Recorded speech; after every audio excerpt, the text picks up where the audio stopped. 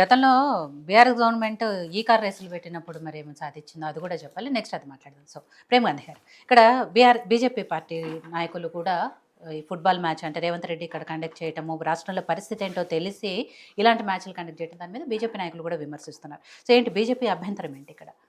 ముందుగా ఏయోటి ప్రేక్షకులు అలాగే ప్యానల్ ఉన్నటువంటి మిగతా నాయకులందరికీ నమస్కారం. ఇక్కడ అవసరం లేనటువంటి విషయం ఇప్పుడు మెస్సీ కానీ రేవంత్ రెడ్డి కానీ ఇలా అదేందో విచిత్రమైనటువంటి భావన వాళ్ళకే తెలియాలి. ఎందుకంటే అనేకమైనటువంటి సమస్యలు ఉన్నాయి. ఆ సమస్యలన్నీ మర్చిపోయి అలా ఫుట్బాల్ ఆడేటువంటి అవసరం ఆయనకి ఏముందో ఆయనకు తెలియాలి. నాకు తెలిసి నేను అనుకుంటున్నా ఫుట్బాల్ మీద మొదటి నుంచి కూడా ఆయనకు ఆసక్తి ఎక్కువ ఉన్నది. ఒక ముఖ్యమంత్రి హోదాలా ఇక కలిసి వచ్చేటువంటి అంశం మెస్సీతో ఆడాలి అనేటువంటి ఒక ఫీలింగ్ వచ్చు. దానికోసం ఆ కోరిక కోసం ఇక ప్రభుత్వాన్ని అడ్డం పెట్టుకొని అదొక చిన్న ప్రోగ్రామ్ చేసిండు. సరే చేసిండు, దాంట్లో తప్పలేదు. కానీ ఒక విచిత్రమైనటువంటి విషయం, ఇందాక రాపిడ్ ఫైర్ లాగా చెప్పినట్టు చెప్పేసిండు బాయ్సాబ్. టక్ టక్ టక్ టక్ టక్ మొత్తం ఎప్పటి నుంచి మొదటి నుంచి రీచ్ వరకు చెప్పిండు. వీళ్ళు ఈ కార్ రేస్లో కూడా కనీసం స్పాన్సర్లన్నా తీసుకొచ్చి ఆడు మళ్ళీ పారిపోయిన తర్వాత ప్రభుత్వం ఇచ్చింది. ఇదైతే డైరెక్ట్ ప్రభుత్వమే నిధులు పెడుతుంది. సింగరేణి ప్రభుత్వ అనుబంధ సంస్థ. సింగరేణి డబ్బులు ఎందుకు ఖర్చు పెడుతుంది? ఈడ సింగరేణికి ఏం సంబంధము ఫుట్బాల్ మ్యాచ్కి? సింగరేణి ఆ ఉన్నటువంటి రాష్ట్రాలు అక్కడ ఉన్నటువంటి జిల్లాలో చేసేటువంటి కార్యక్రమాలు, ఒకవేళ సింగరేణి ఏమైనా చేయాలనుకున్నా అందులో ఉన్నటువంటి కార్మికులు, దాని కార్మిక కర్షకులకు సంబంధించినటువంటి వాళ్ళ సిఎస్ఆర్ ఫండ్స్ ఏమైనా ఉన్నా వాళ్ళ విద్యార్థులకో లేదా వేరే అంశాలకు పెట్టాలి తప్ప ఈ ఫుట్బాల్ మ్యాచ్కి ఎందుకు పెడుతుంది? దీన్ని కాంగ్రెస్ వాళ్ళు క్లియర్గా చెప్పాలి.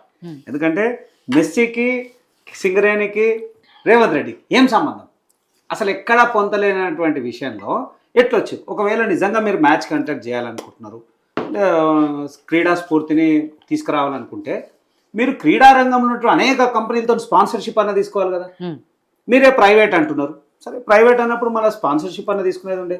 ప్రభుత్వ అనుబంధ సంస్థ నుంచి ఫండ్స్ తీసుకొని ఆ ఫండ్స్ ద్వారా మీరు ఖర్చు పెడుతున్నారు. అది పూర్తిగా ఆ కర్షక కార్మికుల యొక్క శ్రమ, వారి కష్టాన్ని, వారి యొక్క రక్తన వాళ్ళు కష్టపడి సంపాదించిన పైసల్ని మీరు వృధా చేస్తున్నారు. ఇది ముమ్మాటికి తప్పు. దాంట్లో ఏమాత్రం సందేహం. దాని గురించే ఇలా మేము సింగరేణి కార్యాలయం ముందర ధర్నా చేసినాం. BJP, Bharatiya Janata party. మేము కేటీఆర్ గారు అయితే ధర్నా చేయలేదు. కేటీఆర్ అయితే సింగరేణి గురించి మాట్లాడలేదు. ఆయన ఎక్కడనో చిట్చాట్ల టీ కాఫీ మజాలు ఒక దగ్గర ఉన్నాడు, ఇంకో దగ్గర పెద్ద తాజ్ దాంట్లో ఒక ఫంక్షన్ ఉన్నాడు. ఉత్తరాది రాష్ట్రాల నుంచి వచ్చినట్టు ఫంక్షన్, ఈరోజు 3 ఫంక్షన్లు ఆయన అక్కడనే ఉన్నాడు తప్ప ఎక్కడ కూడా ఇది ప్రస్తావించలే. సరే ఎవరి పార్టీ ఎవరి ఆలోచన వారి దాంట్లో ఏం లేదు. మీ భారతీయ జనతా పార్టీ ఏం చేస్తుందంటే చెప్తున్నాం, మేము క్లియర్గా చెప్పినాము. అసలు మెస్సీ క్రికెట్ అనే ఫుట్బాల్ అనేటువంటి అంశంలో ప్రభుత్వం వ్యతిరేకం అనేటువంటి అంశం, ప్రభుత్వం నిధులతోని ఆడుతున్న ఆటని పూర్తిగా తప్పుపడుతుంది. దాంట్లో ఏమాత్రం సందేహం లేదు. అయితే ఇక్కడ ఇంకో కోణం కూడా చూడాల్సినటువంటి అవసరం ఉంది. మొన్నటి వరకు రేవంత్ రెడ్డి గారు అన్నారు, నేను ప్రపంచంతో పోటీ పడతా, జీ సమ్మెట్లా అది ఇది మాట్లాడితే నేను నిజంగా కూడా ప్రపంచంతో అభివృద్ధిలో పోటీ పడతారు అనుకున్నాం, కానీ ఫుట్బాల్లో పోటీ పడతారు అనుకోలే. ఎందుకంటే ఆయన ఫుట్బాల్ అనేది ప్రపంచంగా ఉన్నటువంటి ఆట, ప్రపంచ క్రీడాకారుడు ఆయన మెస్సీతో పోటీ పడతాడు అనుకున్నాం. పోటీ పడుతున్నటువంటి ఎంత విచిత్రమైనటువంటి ధోరణి అంటే అంత విచిత్రమైన ధోరణి. దీనివల్ల ప్రభుత్వానికి ఎలాంటి ఉపయోగం లేదు. గత ప్రభుత్వం చేస్తున్న తప్పిదాలు వీళ్ళు చేస్తూ ఉన్నారు. వీరు సొంత అవసరాల కోసం సొంతంగా కోరికలు నెరవేర్చుకునేటువంటి ప్రయత్నమే తప్ప ఎక్కడ లేదు. ఖచ్చితంగా భారతీయ జనతా పార్టీ మేము దీన్ని తీవ్రంగా ఖండిస్తున్నాం. నిజంగా ఒకవేళ మీరు చేయాలి అని అనుకుంటే దీన్ని స్పాన్సర్షిప్ వెతికి క్రీడా రంగంలో ఉన్నట్టు అనేక మంది మాట్లాడి, అసలు గత ప్రభుత్వం 9.5 సంవత్సరాల ప్రభుత్వమే కానీ వీళ్ళు 2.5 సంవత్సరాలు ఎప్పుడైనా ఫుట్బాల్కి సంబంధించినటువంటి ఎక్కడైనా కార్యక్రమాలు చేసిరా? ఎక్కడ లేదే. కొన్ని స్టేడియంలు అయితే బూత్ బంగ్లాలు అయిపోయినాయి. దాని గురించి కూడా ఎక్కడ పట్టించుకున్నట్లేదు. ఇక రాత్రికి రాత్రి ఇవన్నీ చేయాల్సినటువంటి అవసరం ఏమొచ్చింది? ఇంకోటి ఏదైతే ఉప్పల్ స్టేడియం ఉందో అది క్రికెట్కి అనుసంధానంగా, క్రికెట్కి అనువుగా ఉన్నటువంటి ప్రాంతం, అనువుగా ఉన్నటువంటి స్టేడియం. దాన్ని మీరు పూర్తిగా మరమ్మతులు చేసి కోట్లాది రూపాయలు ఖర్చు పెట్టి అవన్నీ చేసి ఖాళీ ఒక ఫోటో సెషన్ అనేటువంటి పరిస్థితి తీసుకొని వస్తూ ఉన్నాడు. 5 నిమిషాలు ఆయన ఇద్దరు ఆడతారట. 5 నిమిషాలు ఆడడానికి వందలాది మంది రావాలి, లక్షల మంది జనాలు మూవ్వాలి. తర్వాత ప్రభుత్వ రంగ సంస్థలన్నీ పనిచేయాలి, అక్కడ అధికారులందరూ పనిచేయాలి, లాండ్ ఆర్డర్ పనిచేయాలి, అదే ఖర్చు ఆదాయం వాళ్ళు చెప్పాలి, అది కాంగ్రెస్ చెప్పాలి. మళ్ళీ ఏదో రాగానే మళ్ళీ ఇంకేదో ముచ్చట వేస్తారు తప్ప ఇంకోటి ఏం లేదు. వెంటనే ఇంత ప్రభుత్వ రంగ సంస్థలు అన్నీ ఇన్వాల్వ్ అయ్యి పనిచేస్తున్నప్పుడు ప్రభుత్వానికి ఏం ఉపయోగం? అనేక సమస్యలు ఉన్నాయిగా, సమస్యలన్నీ పక్కన పెట్టి ఇచ్చేస్తున్నాం. ఒకవేళ నిజంగా కూడా మీరు క్రౌడ్ ఫండింగ్ మ్యాచ్ ఒకవేళ కండక్ట్ చేసేది ఉంటే మీరు బహిరంగంగా చెప్పాలి, ఈ మ్యాచ్ ద్వారా వచ్చేది తెలంగాణ ప్రభుత్వం నిధికి పోతా ఉంది, దీనికోసం మేము ఇది చేస్తాము. మీరు క్యాంపెయిన్ చేయండి, పెద్ద ఎత్తున క్యాంపెయిన్ చేయండి, స్పాన్సర్లను తీసుకోండి. ఈ మ్యాచ్కి 100 కోట్లు ఖర్చు అయితే 5,000 కోట్లు వసూలు చేయండి, 5,000 కోట్లు ఫండ్స్ గ్యాదర్ చేయండి. చేసి అరే ప్రభుత్వానికి అదే ప్రభుత్వానికి నిధి వస్తుంది అనేటువంటి కనీసం ఆ క్రౌడ్ ఫండింగ్ ద్వారానే వస్తుందనంటే అట్లనే మంచి జరుగుతుంది ఏదో అనేటువంటి ప్రయత్నం చేస్తాం. ఎక్కడా లేదు. రాత్రి ఖాళీ మెస్సీతో ఈయన ఫోటో దిగాలి, ఈయననే ఆడాలి అనేటువంటి వాతావరణమే తప్ప ఎక్కడైనా తెలంగాణ ప్రభుత్వానికి మేలు జరుగుతున్న అంశం ఎక్కడ కనబడదు. మెస్సీతో ఫోటో దిగటానికి డబ్బులు వాళ్ళు పెట్టినట్టు 10 లక్షలు అది విచిత్రంగా. సరే అది 10 లక్షల రూపాయలు పెట్టడము అని అంటే అది దిగేటోడెవడో ఇచ్చేటోడెవడో. నేను ఇంకో విషయం కూడా, జనరల్గా మెస్సీ ఒక్కొక్క మ్యాచ్కి 100 కోట్లు తీసుకుంటాడంట. మళ్ళీ ఇటు ఎన్ని కోట్లు తీసుకుంటాడు? మళ్ళీ ఫోటోకు 10 లక్షలు అంటే మళ్ళీ ఆయన వాట అయింది, ఈయన వాట అయింది, రాష్ట్రం వాట అయింది. దౌర్భాగ్యమైనటువంటి పరిస్థితి. అనేక సమస్యలన్నీ వదిలేసి పిచ్చిగా ఇచ్చేయడము. రేవంత్ రెడ్డి అసలు కనీసం ఇంగిత జ్ఞానం ఉండాలి. ఒకవేళ నిజంగా కూడా క్రీడా స్ఫూర్తి ఆలోచన ఉంటే దాని మీద ప్రణాళికబద్ధమైనటువంటి చేసి నువ్వు పూర్తి స్థాయిలో ఇన్వాల్వ్ అయ్యి చేసేటువంటి ప్రయత్నం చేయాలి. ఫోటో సెషన్ కోసమే ఇప్పుడు ఈయన 5 నిమిషాలు ఆడితే అక్కడ 100 కెమెరాలు, ఇక్కడ 100 కెమెరాలు, ఆ మెస్సీని చూపించాలి. రేపు పొద్దున అదే ఉంటుంది. రేపు పొద్దున మీరు అన్ని పేపర్లు ప్రధాన మీడియా ఛానల్లో ఈయన ఆడిన గోలు, ఈయన వేసిన గోలు, ఆయన వేసిన గోలు, ఈ 5 నిమిషాల గోల్ కోసం ప్రజలందరినీ మభ్యపెట్టి ఏదో విషయం ఒక విడ్డూరమైనటువంటి వాతావరణం క్రియేట్ చేస్తుంది. ముమ్మాటికి తప్పు. తర్వాత హెల్డ్ పాలసీ అన్నారు. ఆ పాలసీని ముందు వ్యతిరేకించిందే భారతీయ జనతా పార్టీ. ఆ పాలసీని మీరు రద్దు చేయాలని కాంగ్రెస్ మీద బలంగా నిలబడ్డది భారతీయ జనతా పార్టీ. భారతీయ జనతా పార్టీ ప్రజా సమస్యల మీద, ప్రజల అనేక అంశాల మీద ఖచ్చితంగా స్పందిస్తుంది, మాట్లాడుతుంది, చెప్తున్నాం. ఇవాళ కూడా మేము చెప్తా ఉన్నాం, ప్రజాధనం దుర్వినియోగం సింగరేణి ప్రస్తావించింది మేము, బీఆర్ఎస్ కాదు. ఎక్కడ ప్రజల డబ్బు వృధా అవుతా ఉంది, ఆ కార్మికుల యొక్క సొమ్ము వృధా అవుతున్న అంశాన్ని భారతీయ జనతా పార్టీ క్లియర్గా చెప్పినాం.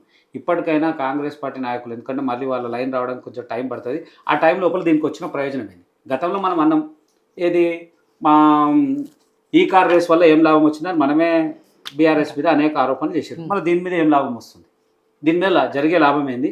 కనీసం మొన్న జీ సమ్మిట్ పెడితే ఒక ఆప్షన్ అనుకున్నాం. ఏమనుకున్నాం? అరే పెట్టుబడులు వస్తాయి, ఏదో కంపెనీలు వచ్చినాయి, ఆ కంపెనీలు అందరూ మాట్లాడి ఉపాధి అవకాశాలు దొరుకుతాయి, గ్రీన్ రెవల్యూషన్ అన్నాము, లేదా ఏఐ హబ్ అన్నాము, ఏదో సరే కొంత మనం ఏదో సమాజానికి లేదా తెలంగాణ రాష్ట్రానికి కొంత మంచి జరుగుతుందనే భావనతో ఉండే. కానీ దీంట్లో ఏం జరుగుతుంది?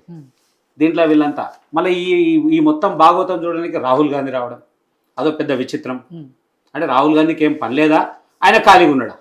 అంటే వేరే విషయాలు ఎప్పుడు మాట్లాడడానికి రాలే.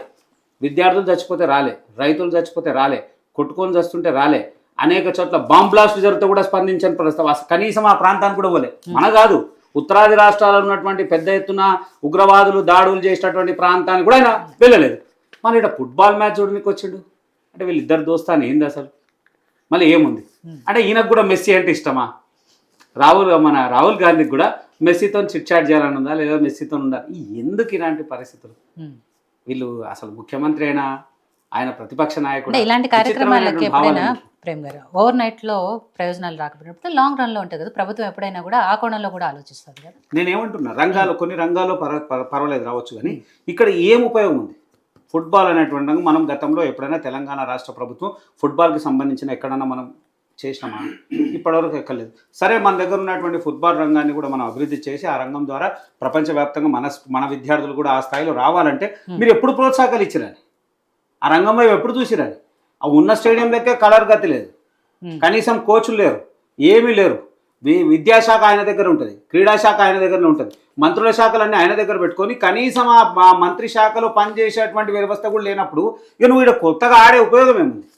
నువ్వు ఆడు, నువ్వు ప్రయోజనం ఏముంది అనే విషయం మీద క్లియర్ చెప్పు అని ఒక మాట చెప్పండి. ఎప్పుడో ప్రోత్సాహకాలు ఉంటుంటాయని, లేదా యువజన విభాగంలో దీంట్లో అరే దానికి తగ్గటువంటి ప్రణాళికబద్ధంగా చేసుకుంటూ పోతే ప్రయత్నం ఉంటుంది. నేను ఇప్పుడు కూడా ఏమంటున్నా, ఫుట్బాల్ని వ్యతిరేకిస్తలేను నేను. ఫుట్బాల్ ఆడు, మెస్సీతో ఆడు, ముఖ్యమంత్రి ఆడు, అందరు ఆడు మంచి, దాంట్లో సంతోషం తప్పలేదు. కానీ తెలంగాణ రాష్ట్ర ప్రజలకు ఏం ప్రయోజనం అయింది? మీరు ప్రజాధనాన్ని దుర్వినియోగం చేశారు. కనీసం దీంట్లో మీరు స్పాన్సర్లను తీసుకొచ్చినా ఇవాళ మేము మాట్లాడకపోతుండే. సరే ఏదో ఆడిండులే అనుకుంటున్నాం. మీరు సింగరేణి కార్మికుల డబ్బులు ఇచ్చేయడం లేదు. ఇప్పటి వరకు అనేక మంది ప్రభుత్వ ఉద్యోగాలు వాళ్ళు రిటైర్మెంట్ అయిన తర్వాత 2 సంవత్సరాలు ఎదలకు పైసలు ఇస్తలేరు. మళ్ళీ ఇవాళ సింగరేణి పరిస్థితి ఏం కావాలి? మళ్ళీ దాని మీద మాట్లాడితే కొంతమంది కాంగ్రెస్ నాయకులు అంటారు లేదు అది సిఎస్ఆర్ ఫండ్స్ అయితే ఫుట్బాల్ మ్యాచ్ పెట్టాల్సిన అవసరం ఏముంది? ఇప్పటివరకు ఎప్పుడైనా పెట్టిర్రా? ఇప్పటివరకు ఎప్పుడు పెట్టండి? ఇలా రాత్రి ఏంటంటే ప్రభుత్వ ఒత్తిడి, ఎవరు స్పాన్సర్లు లేక ప్రభుత్వ ధనాన్ని దుర్వినియోగం చేయడానికి వాళ్ళ మీద ఒత్తిడి చేసి మ్యాచ్ చేశారు. ముమ్మాటికి ఇది కాంగ్రెస్ చేసిన పెద్ద తప్పిదం. దీని మీద పూర్తి స్థాయి విచారణ చేయాల్సినటువంటి అవసరం ఉంది. పశుపతి గారు, చాలా పబ్లిసిటీ చేశారు ఏదో రేవంత్ వర్సెస్ మెస్సీ మ్యాచ్ అని. సరే వాళ్ళిద్దరు ఆడే లాస్ట్ 5 మినిట్స్ అయినప్పటికీ దీనికి చాలా ప్రాముఖ్యత వచ్చింది. రాహుల్ గాంధీ గారు వచ్చారు అనే దాంట్లో సరే